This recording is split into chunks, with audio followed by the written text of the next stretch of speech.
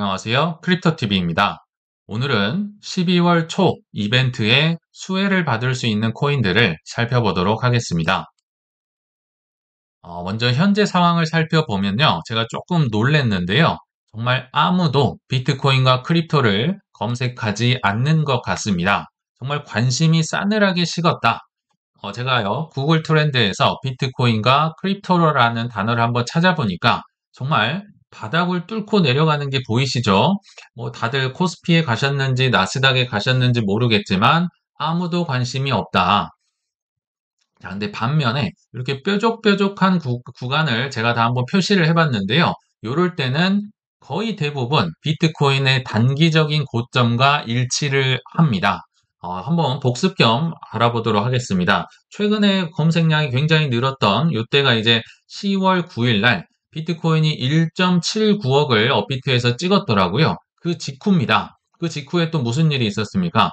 최고점을 기록을 하니까 트레이더들은 원래 오를 때 더 오른다에 베팅을 하잖아요. 그래서 10월 10일자 기준으로 전 세계적인 기록적인 롱이 청산이 됐던 거 기억나시잖아요. 그때 지금 이렇게 뾰족했었던 거고요. 또 한 번은 8월 14일, 오히려 10월 10일보다 더 높았네요. 비트코인이 1.69억을 찍었을 때 지금 돌아와서, 그러니까 지나와서 생각을 해보니까 이 비트코인 가격이 꽤나 높았구나. 그리고 높을 때마다 관심이 많았구나를 추정을 할 수 있을 것 같습니다. 이때는 뭐 명확하죠. 거의 이번 사이클 들어서 가장 검색량이 높았을 때인데 작년 11월 달 트럼프가 대통령 당선됐을 때 요런 이제 검색량이 나왔었고요. 또 작년 3월 초에 비트코인 ETF가 블랙락으로 인해서 승인이 됐었잖아요. 그래서 뭐 23년 말부터 어마어마하게 올랐던 그때가 바로 이때가 아닐까 생각이 듭니다. 그리고 뭐 이런 뾰족뾰족한 게 여러 개 있긴 하지만 이제 저번 사이클 들어서 그리고 최근 5년 기준으로도 가장 높았던 기간은 21년도 초반입니다. 1월부터 5월까지 거의 뭐 매일처럼 파티를 했기 때문에 굉장히 뾰족뾰족한 걸 볼 수가 있겠죠. 근데 현재는 완전 바닥이다. 그래서 어제 날짜였네요. 크립토 시장에서 지금 항복 신호가 나타나고 있다. 그러나 반등세를 뭐 보일 수 있겠다. 이렇게 센티멘트라는 그러니까 온체인으로 이 사람들의 심리를 파악하는 그런 분석 업체거든요. 이 업체가 이런 주장을 펼치고 있습니다.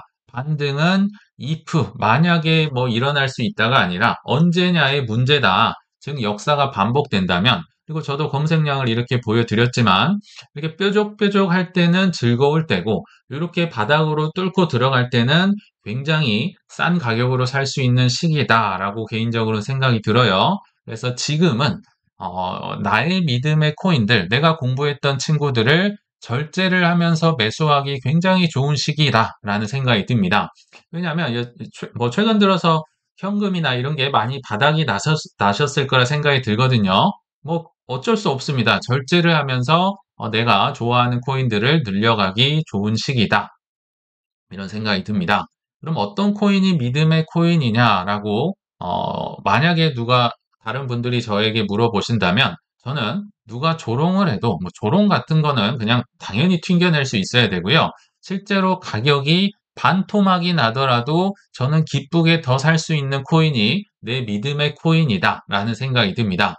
앞으로 엄청나게 성장을 하고 올라갈 텐데 반토막 세일을 하면 얼마나 기쁘겠습니까? 짜증이 나고 힘든 게 아니라 정말 기쁨으로 살 수 있는 코인이 내가 검증한 코인이겠다 생각이 드는데요. 저는 뭐 비트코인, 이더리움을 절반 이상 가져갑시다. 계속 얘기를 드렸지만 둘 중에 더 좋아하는 거 하나, 엄마가 좋아, 아빠가 좋아할 꼽으라면 이더리움 같습니다. 뭐 저희 채널에서 뭐 1년 반을 거의 2년째 떠들고 있기 때문에 아실 거라 생각이 드는데 자, 제 믿음의 코인은 이더리움이거든요. 근데 때마침 이렇게 분위기 안 좋을 때 12월 3일에 푸사카라는 업그레이드를 시행을 한다고 합니다. 항상 이 이더리움의 업그레이드를 보면 어디 지명 이름, 뭐 행사장 이름인 것 같은데요. 오사카가 이제 뭐 별자리 이름도 합쳐져서 푸사카라고 하거든요. 여기 뭐 블록 처리량이 늘어나고 레이어 1의 성능이 강화된다. 레이어 1은 이더리움을 얘기할 거고요. 쉽게 한번 소개를 해드려 보겠습니다. 첫 번째, 뭐가 좋아져? 이게 핵심이겠죠. 그리고 두 번째, 뭐가 수혜를 봐? 뭐 가격 상승까진 모르겠지만 아무튼 수혜를 많이 보는 코인들이 있을 거라 생각이 들어서 하나하나 다뤄보도록 하겠습니다. 첫 번째, 뭐가 좋아지는지 한 세 가지 정도 쉽게 소개를 해드릴 텐데, 첫 번째는 빨라진다. 근데 뭐가 빨라진다? 레이어 1. 그러니까 이더리움 자체도 이제 속도가 빨라질 수 있는 겁니다. 그래서 제가 이게 좀 어려울 수 있기 때문에 비유를 한번 들어봤는데요. 자, 블록 한 개당 가스의 이제 양이죠. 45 밀리언에서 150 밀리언으로 가스량이 늘어난다. 근데 이게 조금 어려울 수 있어서요. 더 쉽게 얘기하면 이 블록을 버스라고 해보겠습니다. 버스 하나당 태울 수 있는 사람 숫자가 늘어나니까 사람들을 많이 많이 빨리빨리 나눌 수가 있겠죠. 그래서 병목 현상이라든지 이렇게 느리고 비싸지는 이더리움의 문제도 조금은 해결이 될 수 있겠다. 자, 두 번째는요. 스테이킹이 더 수월해집니다.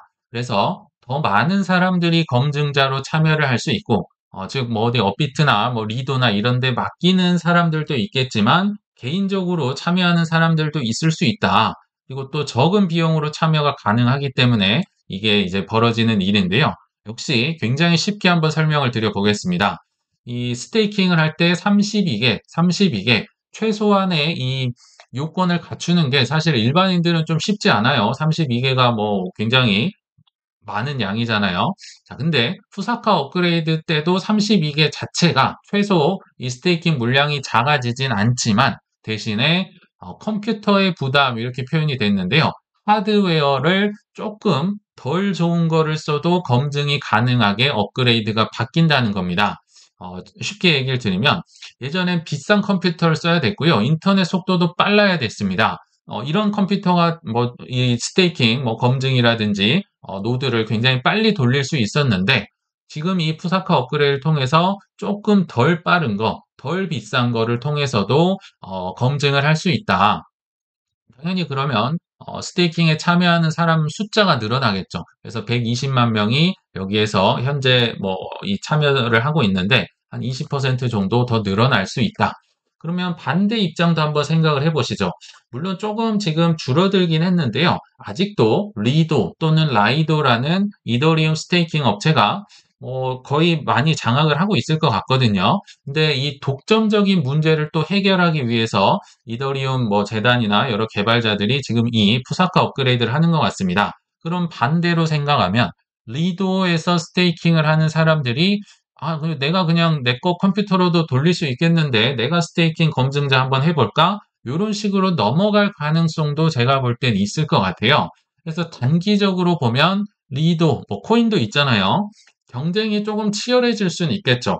그렇죠? 리도에 맡기던 사람들이 에이 그냥 내가 한번 해보지 하면서 이런 사람들이 넘어올 가능성. 그래서 단기적으로는 리도가 조금은 흔들릴 가능성도 있다. 그렇지만 결과적으로는요. 이더리움의 이 파이, 스테이킹 파이가 커지고 그러면 사람들이 많아지고 이더리움 가격이 상승을 하면서 왜냐하면 많은 사람들이 더 맡길 거 아니에요. 팔지 않고. 그래서 파이가 전체적으로 커지면서 결국은 리도 쪽으로 간접적으로 다시 장기적으로 수혜를 볼 수 있는 뭐 그런 상황이 펼쳐질 수 있겠다. 다만 단기적으로는 조금 경쟁자들이 많이 늘어날 수는 있겠다. 이런 생각도 한번 해봤습니다. 자, 이제 세 번째로 안 그래도 이더리움은 앱 또는 D앱이라고 하죠. 그리고 개발자 수가 압도적인 1인데요. 이 업그레이드를 통해서 앱을 뭐 개발하는 비용이나 속도는 더 빨라진다. 비용은 떨어진다.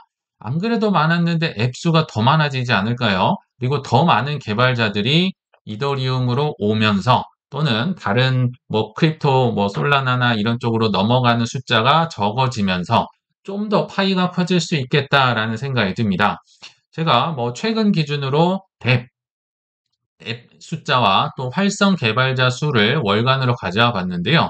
역시 압도적입니다. 이더리움이 뎁 숫자도 가장 많고요. 월간 이 개발자 수는 정말 10배가 훨씬 넘어가죠. 물론 BNB, 폴리건, 솔라나, 트론, 아비트럼, 아발란체, 코스모스, 폴카다, 수이도 다 좋은 코인들입니다. 그렇지만 이 업그레이드를 통해서 요들 중에서 이더리움으로 넘어오는 사람이 좀 더 많지 않을까. 반면에 이더리움에서 다른 쪽으로 뭐 이탈도 분명히 있을 거예요. 그러나 이 숫자는 조금 줄어들지 않을까라고 한번 조심스레 예상을 해봤습니다.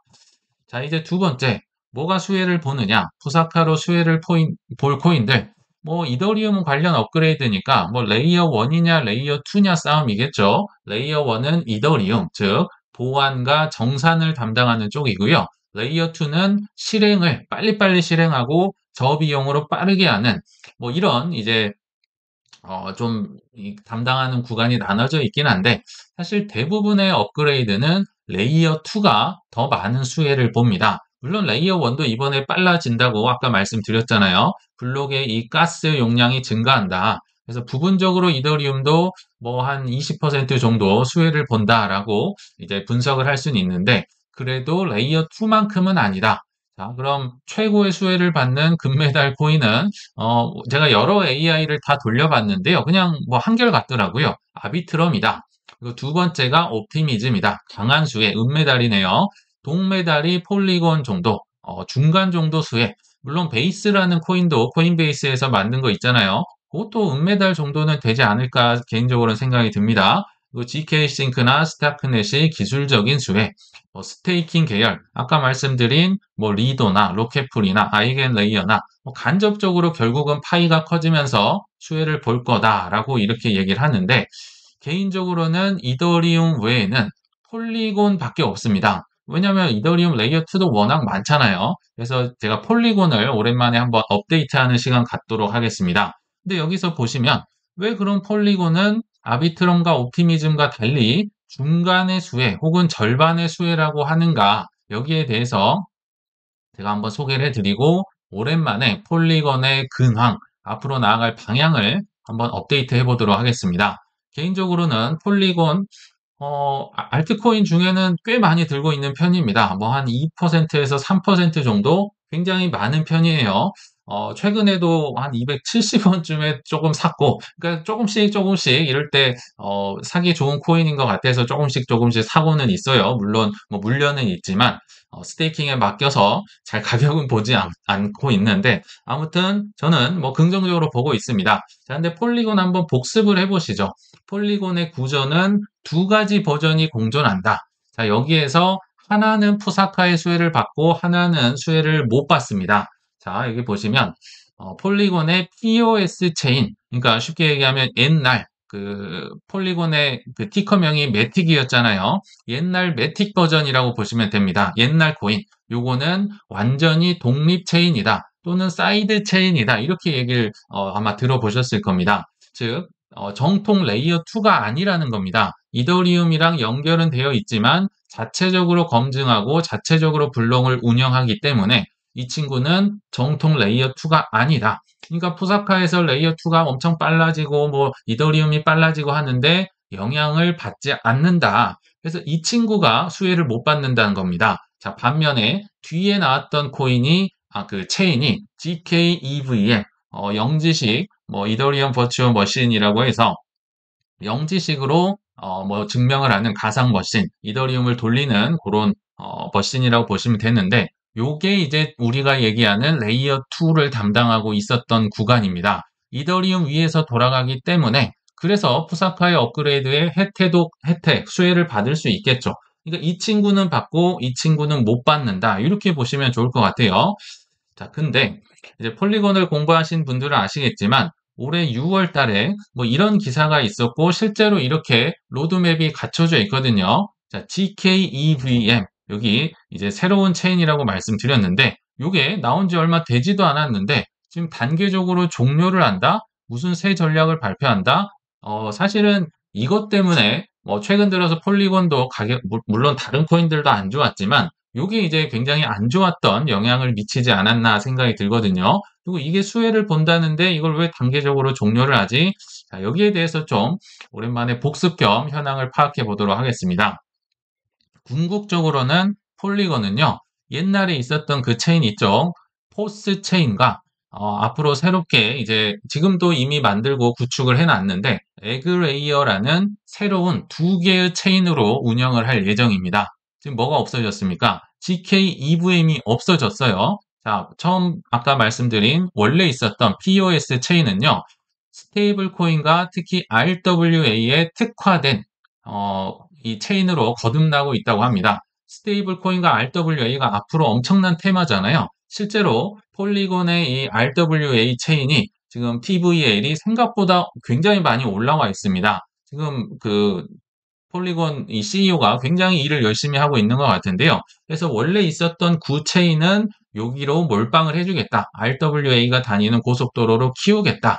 근데 앞서서 말씀드렸지만 푸사카의 수혜는 보지 못한다고 말씀을 드렸잖아요. 자, 대신에 에그레이어라는 새로운 지금 쉽게 얘기하면요. 여러 개의 레이어 2가 다니는데, 이제 종합 허브 또는 정류장이라고, 버스 정류장이라고 보시면 좋을 것 같습니다. 그래서 에그레이어를 지금 만들어내는데, 자, 여기에 GK EVM의 기술과 팀을 흡수를 한다. 그러니까 엄밀히 얘기하면 GK EVM이요. 사라지는 건 아닙니다. 연구도 똑같이 할 거고요. 기술과 팀을 흡수를 하기 때문에 이 에그레이어를 통해서 아까 그 푸사카 업그레이드의 수혜를 받을 거예요. 그리고 26년까지 아까 없앤다고는 했지만 없어진 이후에도 그러니까 GK EVM 자체 체인은 없어지지만 에그레이어의 통합이 되면서 푸사카의 수혜도 보고 이 여러 레이어 2 허브 개념 굉장히 특이한 개념이거든요. 그래서 거의 인터넷처럼 인터넷 블록체인처럼 활동을 할 예정이다. 한번 정리를 해보면요. RWA의 전문 분야로 과거에 있었던 POS 체인은 키워나갈 거고요. 자, GK EVM은 사실 실패라고 봐야 됩니다. 요것 때문에 최근에 가격이 한동안 재미없었는데 사실은 저는 긍정적이라고 봅니다. 왜냐하면 지금 레이어 2가 정말 해도 너무 많잖아요. 수십 개, 거의 100개 가까이 되는 걸로 알고 있습니다. 기존의 레이어 2들도 그래서 압도적이라고 한 친구들마저도 가격이 허덕허덕하고 있다 생각이 들거든요. 자, 경쟁이 이게 좀 쉽지 않겠다 싶으면 다른 새로운 버스를 지금 장착을 했다. 그러니까 실패한 GK 엔진을 빼서 새 버스인 에그레이어에 장착을 했다. 그래서 POS는 RWA를 몰아주고 에그레이어는 경쟁에서 탈피해서 피터 틸이 경쟁하지 마라 이런 얘기 하잖아요. 그래서 새로운 버스를 운영하고 앞으로 여기에 청사진을 제시한다. 저는 나쁘지 않은 전략이다라는 생각이 듭니다. 그래서 폴리곤은 이런 지금 비전을 갖고 있다. 한번 참고를 해주시면 좋을 것 같습니다. 자, 마지막으로 역시 참고사항인데요. 주위를 보니까 이런 분들이 굉장히 많은 것 같습니다. 비트 이더 오르면 뭐 하느냐. 어차피 비싸졌고, 나는 이미 늦었고, 나는 왜냐면 알트코인에 몰빵을 해서 다 물려있고, 그러니까 이런 거 사봤자 티도 안 나고, 거의 포기다. 이렇게 되신 분들이 계실까봐 제가 한번, 여기에 대한 제 의견을 말씀드리겠습니다. 최근에 매트 호건, 비트와이즈 CIO 얘기를 자주 드렸는데요. 이분이 이런 얘기를 했다고 해요. 25년도에 폭등이 오지 않았기 때문에 26년도에 오히려 폭등이 올 가능성이 높다. 근데 이분은 이제 잔잔하게 계속 올라간다 이런 표현을 썼었는데요. 이게 잔잔하게 올라가든 아니면 급등이 나오든지 아무튼 26년도가 이번 사이클의 정점이 될 가능성 있다고 보는데요. 저도 동의를 하고요. 이걸 저는 다른 얘기로 이렇게 표현을 항상 하잖아요. 장기전이 될 가능성이 높아졌다. 이렇게 표현을 합니다. 자, 그럼 장기전이 되면 어떤 마인드를 가지고 가야 될까요? 굉장히 힘들다고 말씀을 드렸죠. 구명조끼를 입고 러닝화를 신고 뛰어야 됩니다. 수영도 해야 되고요. 그래서 제가 24년 초부터 이런 얘기를 드렸던 것 같아요. 비트 이더를 절반 이상을 가져가세요. 근데 그러니까 오르면 좋죠. 오르면 소고기도 사 먹고 그런 건 본인이 알아서 하시는 건데, 자, 조정이 생각보다 자주 오죠. 24년에도 많이 왔고, 25년도도 생각보다 많이 왔습니다. 그러면 조정 초반에는, 물론 초반이란 건 주관적이에요. 제 개인적으로는 보통 한 3일, 4일, 이 정도를 초반이라고 봅니다. 막 폭락이 왔다. 그러면 비트코인과 이더리움을 위주로 삽니다. 24년부터 저는 지금까지 계속 이래 왔어요. 그리고 이제 조정의 중반으로 왔다. 역시 주관적인 의견인데, 대략 한 일주일, 2주일 이 정도 되면 비트코인보다 솔라나나 XRP는 훨씬 많이 빠져 있을 거 아니에요. 그래서 중간 정도 되는 솔라나, XRP 이런 친구들을 매수를 해 갔습니다. 자, 그런데 뭐 중반 정도 왔다가 올라간다? 그럼 땡큐죠. 뭐 후반까지 안 가면 좋을 것 같아요. 그냥 거기까지 사고 만다. 물론 이 후반, 근데 물음표를 친 이유는 이게 뭐 지나고 나니까 후반인지 알았다는 거겠죠. 아무튼 조정이 더 길어졌다. 막 한 달이 가고 막 몇 달이 가버린다. 사실은요, 저는 지금이 이 후반 시점과 좀 맞닿아 있지 않을까. 아까 초반에 보여드렸지만 뭐 검색량이나 뭐 극단적 뭐 공포 단계로 들어가고 이런 데이터가 말을 해주고 있잖아요. 그래서 이런 후반 시기에는 조정이 후반이면요. 알트코인은 정말 추풍 낙엽이 돼 있을 가능성이 높습니다. 그래서 이럴 때 메이저 코인들, 나의 믿음의 코인들, ETF 승인 뭐 신청을 해놨던 코인들 또는 각 테마의 대장주들 등 내가 공부하고 이거는 그래도 오를 수 있겠다 이런 믿음의 코인들, 알트코인들을 매수를 해 가고 있다는 겁니다. 그래서 저처럼 하셨으면 좋겠다. 그리고 아직 늦지 않았다라고 저는 생각이 들거든요. 자, 결론을 말씀드리면 장기전입니다. 이게 언제 끝날지 지금 아무도 몰라요. 확실한 거는 단기간에 막 이렇게 급등이 나와서 끝날 것 같지는 않다라는 겁니다. 뭐 유동성이나 여러 가지 말씀을 드렸죠. 그래서 오르면 뭐 오르는 대로 좋겠지만 조정이 오면 위와 같이 초반, 중반, 후반을 나눠서 어, 이렇게 좀 해주시면 어떨까? 중간중간 조정이 오면 이렇게 위와 같이 매수를 하시면서 조금 달리기가 길어질 수는 있겠지만, 뭐 오래 버틸 수 있는 포트폴리오를 이렇게 조금씩이나마 갖춰 가시면 좀 수월하시지 않을까 이렇게 말씀을 드리면서 이만 마치겠습니다. 시청 감사합니다.